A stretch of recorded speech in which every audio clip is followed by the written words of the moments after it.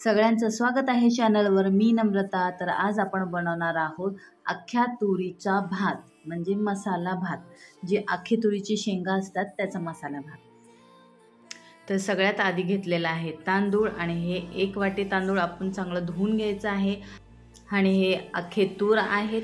त्याच्यानंतर फोडणीसाठी घेतलेला आहे कांदा उभा चिरून, लसूण आणि खोबरं वाटलेलं, कोथिंबीर, आणि अख्खा मसाल्यामध्ये घेतलेला आहे लवंग, दालचिनी, काळी मिरी, स्टारफूल, जिरं आणि तेजपत्ता, आणि आपला घरचा लाल तिखट मसाला, हळद आणि मीठ। तर कुकरमध्ये 2 चमचे तेल घेतलं आहे। त्याच्यामध्ये आपले अख्खे मसाले टाकले आहेत, आणि त्याच्यानंतर टाकायचा आहे उभा चिरलेला कांदा। उभा चिरलेला कांदा चांगला प्रॉपर भाजला की त्याच्यामध्ये आपल्याला टाकायचं आहे जे आपण लसूण आणि खोबऱ्याचं वाटण केलेलं आहे ते। आणि हे वाटण जाडसरच ठेवायचं, जास्त बारीक नाही करायचं।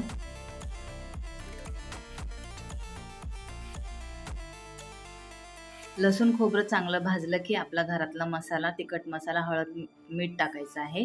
आणि त्याच्यानंतर जो आपला अख्खा तूर आहे ते टाकायचं आहे। आणि त्याच्यानंतर ते तूर भाजल्यानंतर आपल्याला टाकायचं आहे तांदूळ।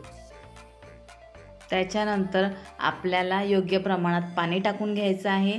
तुम्हाला पाहिजे तर तुम्ही या मोमेंटला तुपाचा 1 चमचासुद्धा टाकू शकता।